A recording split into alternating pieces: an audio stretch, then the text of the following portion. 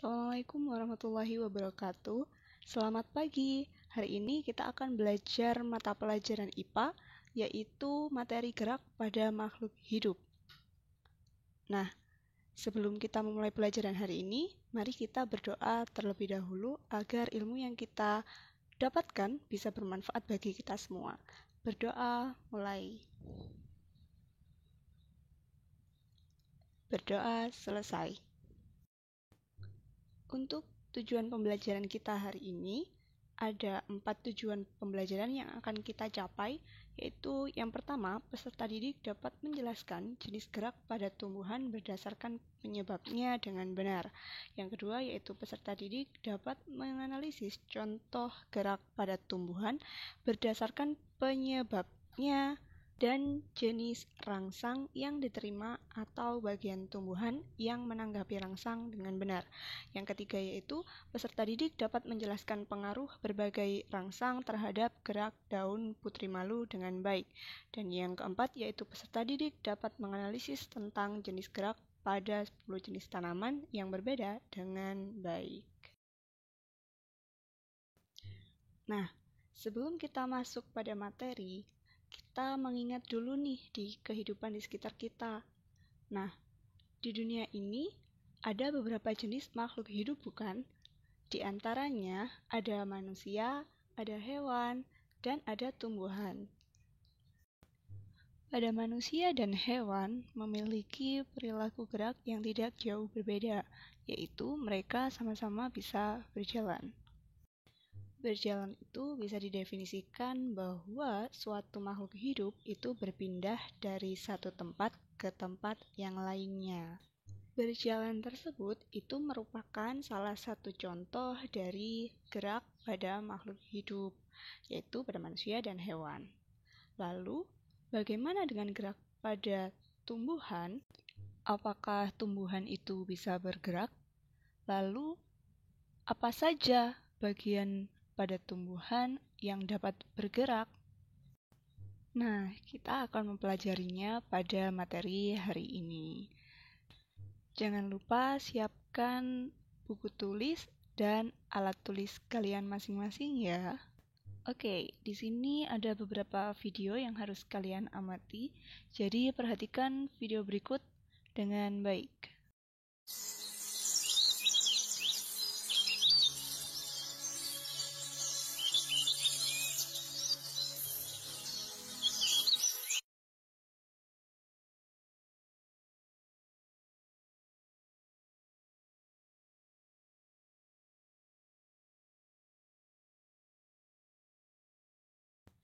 Nah, berdasarkan video yang telah kalian amati, apa saja gerak pada tumbuhan?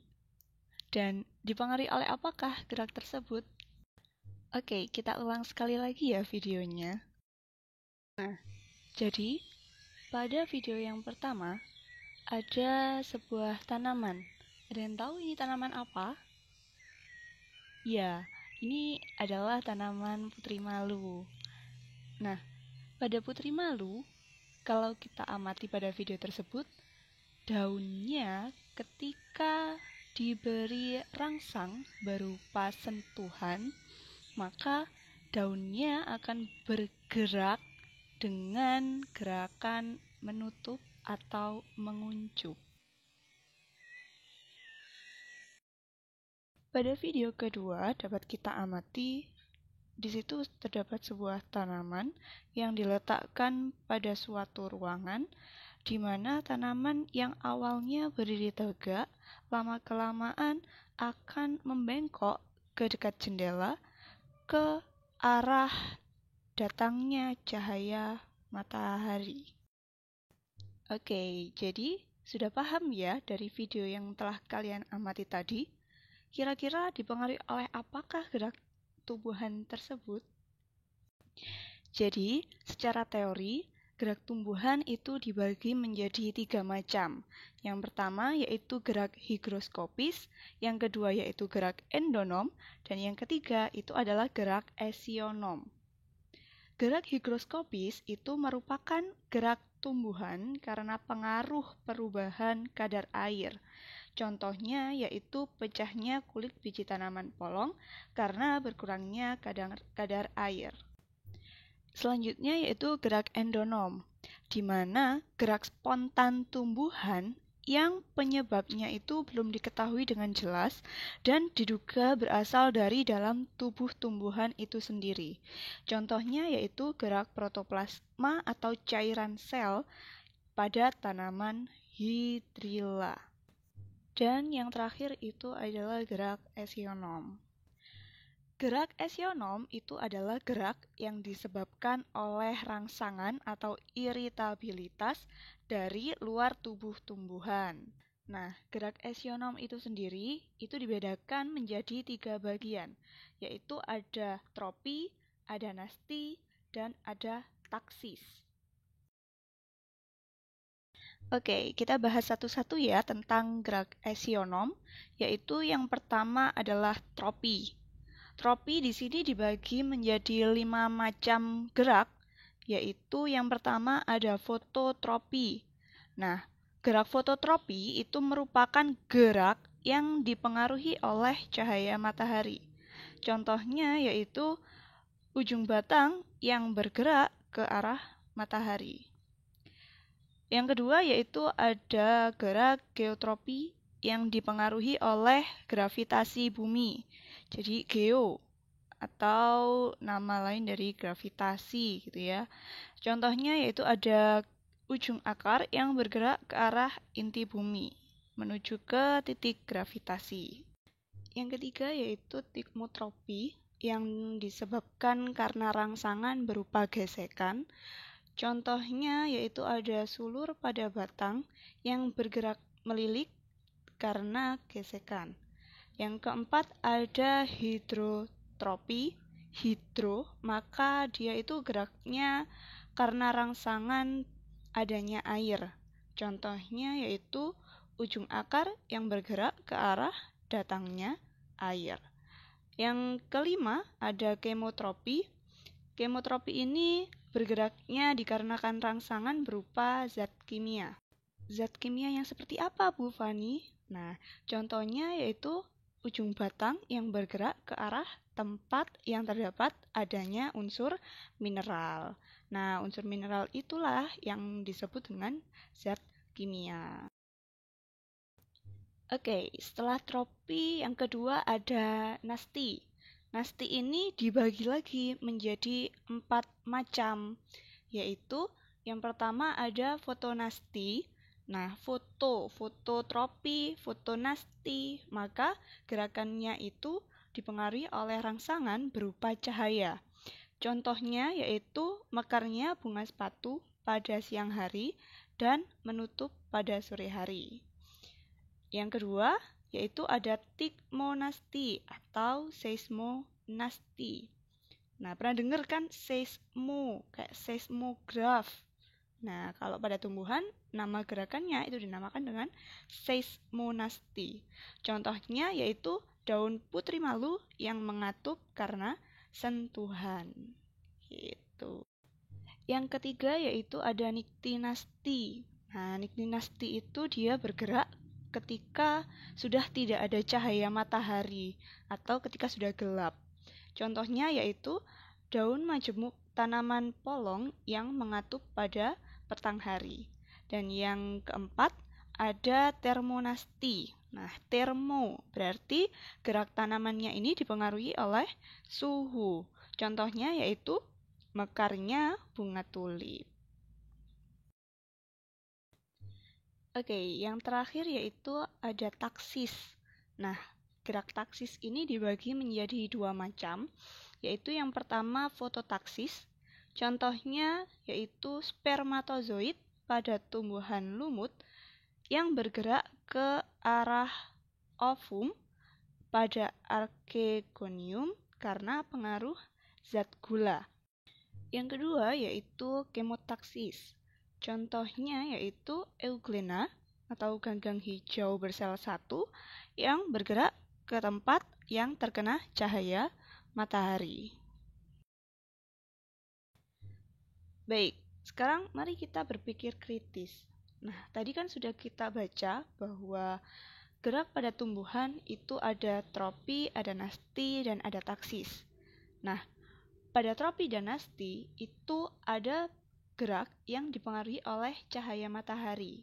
Ada fototropi dan ada fotonasti. Nah, kira-kira apa sih beda dari kedua gerak tersebut? Kan sama-sama dipengaruhi oleh cahaya.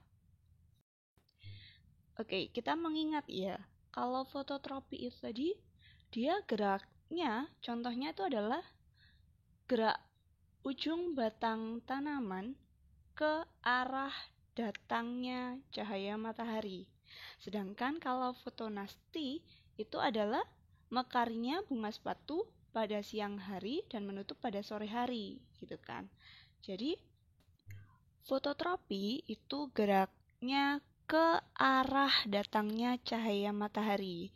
Sedangkan kalau fotonasti itu geraknya ketika ada cahaya matahari, maka tanaman tersebut otomatis akan bergerak tanpa mengikuti datangnya atau arah dari cahaya matahari.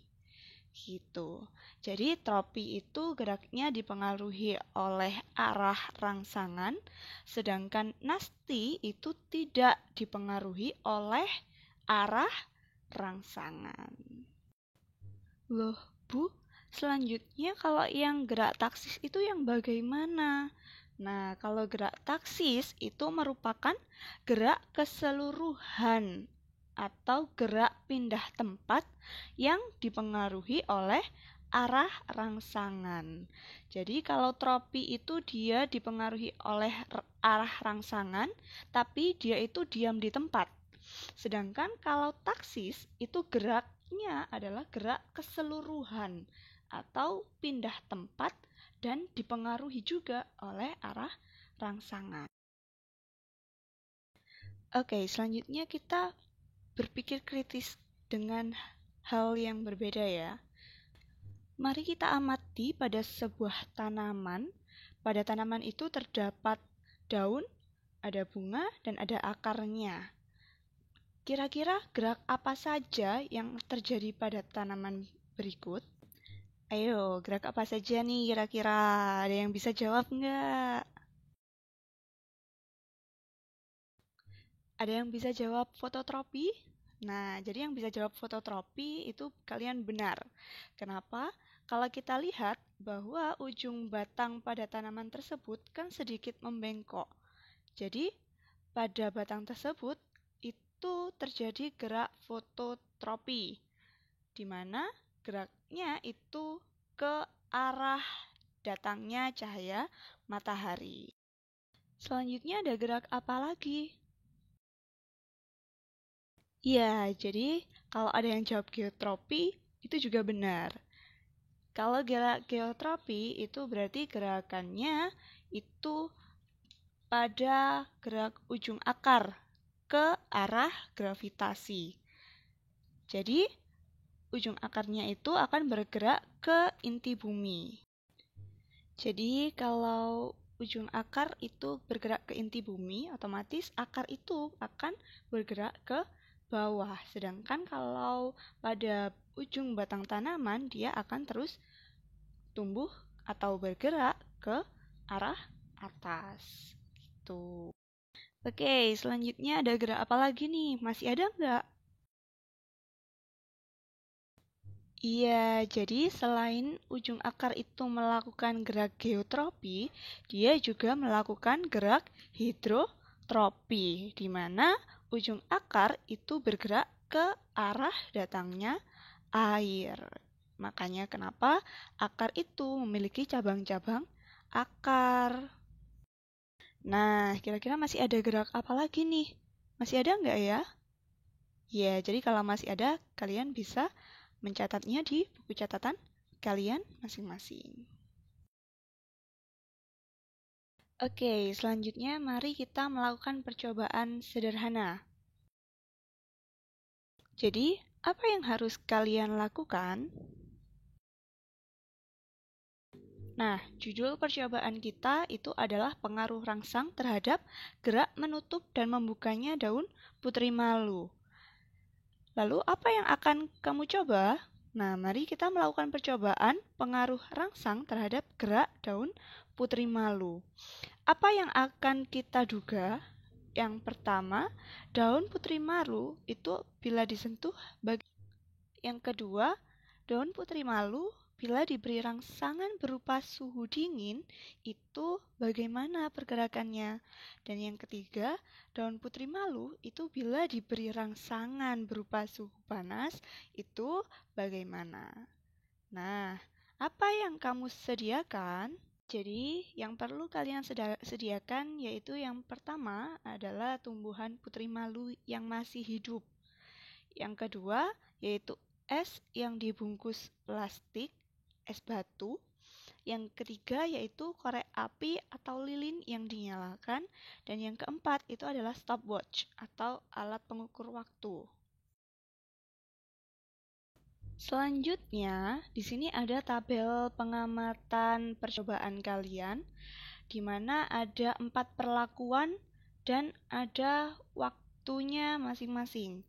Jadi, pada perlakuan pertama, ketika daun putri malu itu disentuh pada bagian permukaan daunnya, itu waktu yang dibutuhkan untuk menutup itu berapa menit. Jadi ketika kalian mulai menyentuh permukaan daun, dengan otomatis kalian juga harus melakukan perhitungan waktu pada stopwatch. Setelah permukaan daunnya itu menutup semua, maka stopwatch yang sudah kalian mulai tadi, kalian stop. Dan catat waktu yang dibutuhkan pada perlakuan pertama untuk menutup itu berapa menit. Dan ulangi langkah-langkah tersebut pada perlakuan yang lainnya. Setelah kalian melakukan langkah-langkah percobaan tersebut, maka buatlah suatu kesimpulan. Nah, untuk membuat kesimpulan, kalian bisa dengan cara menjawab pertanyaan-pertanyaan yang sudah disediakan. Yang pertama yaitu, bagaimana tanggapan tumbuhan ketika diberi rangsang sentuhan pada bagian atas permukaan daun? Yang kedua, bagaimana tanggapan ketika diberi rangsang sentuhan pada tangkai daun? Dan bagaimana tanggapan tumbuhan ketika diberi rangsang panas? Dan selanjutnya hingga pertanyaan nomor 6 terjawab semua. Oke, jadi kerjakan hasil percobaan kalian pada buku tulis masing-masing. Dan jangan lupa beri nama dan kelas, serta kirim hasil pekerjaan kalian melalui WA Group Mapel IPA. Terima kasih.